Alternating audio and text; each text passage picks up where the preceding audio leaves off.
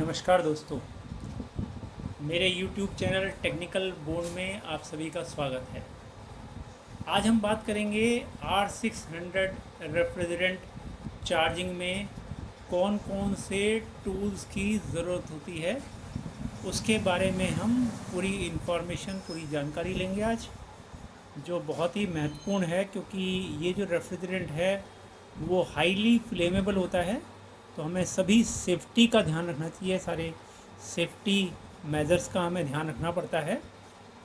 तो उसके लिए मैं आज आपसे बात करना चाहता हूँ कि कौन कौन से टूल्स की हमें ज़रूरत होती है जब भी हम R600A गैस चार्जिंग को परफॉर्म करते हैं। दोस्तों, सबसे पहले हमारे पास होना चाहिए एक मैट, जिस पे हम सारे के सारे टूल्स को ऑर्गेनाइज तरीके से रख सकें। नेक्स्ट टूल जो हमारा आता है, इसको बोलते हैं पियर्सिंग वाल्व। नेक्स्ट टूल है हमारा ये सिलेंडर वाल्व है। दो हमें पिन वाल्व को पुश करने के लिए वाल्व की ज़रूरत पड़ती है।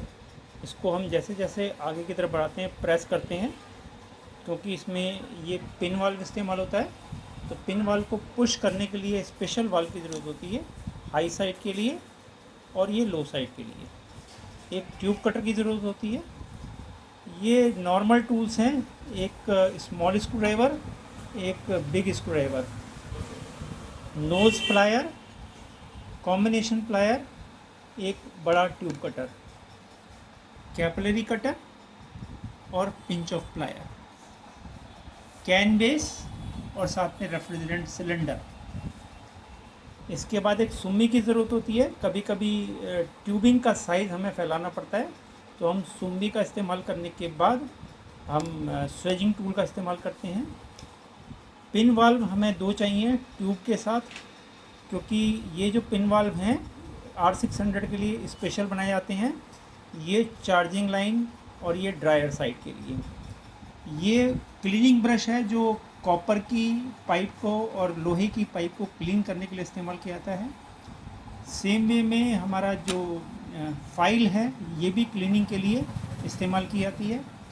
ड्रायर, एक तरफ इसमें कैपिलरी का बोर होता है और दूसरी तरफ दो बोर होते हैं। हाई साइड के लिए एक तरफ से वैक्यूम करते हैं और एक तरफ से हम कंडेंसर के साथ कनेक्ट करते हैं। एक शार्प नाइफ होना चाहिए, लाइटर होना चाहिए, एक क्वार्टर की ट्यूब होनी चाहिए, एक हमारे पास ये रोल भी होना चाहिए। कभी कभी special side by side refrigerator के अंदर कुछ वायरिंग दी होती है, तो वायरिंग को प्रोटेक्ट करने के लिए हम इस्तेमाल करते हैं। कभी कभी फ़ैन दिया होता है, तो फ़ैन के लिए प्रोटेक्शन शीट लगा देते हैं, ताकि जो प्लास्टिक का फ़ैन है और उसका जो फिक्सचर है उसमें बर्निंग ना हो, उसमें मेल्टिंग ना हो, उसके लिए इस्तेमाल करते हैं। इसके अलावा एक एमरी पेपर का भी ज़रूर इस्तेमाल करते हैं, पाइप को प्रॉपर तरीके से साफ़ करने के लिए। ब्यूटेन गैस का सिलेंडर और साथ में एक फ्लेम प्रोटेक्शन शीट और साथ में ये आपका फ्लेम टॉर्च। वेइंग मशीन बहुत इम्पॉर्टेंट है इसमें, क्योंकि वेइंग मशीन के बिना हम गैस चार्जिंग प्रॉपर तरीके से नहीं कर सकते, स्पेशल R600 के अंदर, क्योंकि एक्यूरेट हमें गैस चार्ज करनी होती है। इसको ऑन करके और फिर हम जैसे ये 0 पे आता है, इसमें कोई भी वेट रखेंगे, इसको फिर से हमें री-ज़ीरो करना होता है, तो अब जितनी भी गैस चार्ज होगी वो माइनस में हो जाएगी इसके अंदर। ये ब्रेजिंग फ्लक्स, जहाँ पर लोहे का और कॉपर का टाँका लगता है, जैसे डिस्चार्ज लाइन का टाँका हो गया, कंडेंसर के आउटलेट का टाँका हो गया, तो यहाँ पर हमें ये फ्लक्स की बहुत ज़रूरत पड़ती है। एक इंसुलेशन टेप, क्योंकि वायरिंग को हमें जो है अगर कहीं से कटी हुई है तो उसको टेपिंग करना पड़ता है। ब्रेजिंग रॉड, ये 2% सिल्वर वाली ब्रेजिंग रॉड है।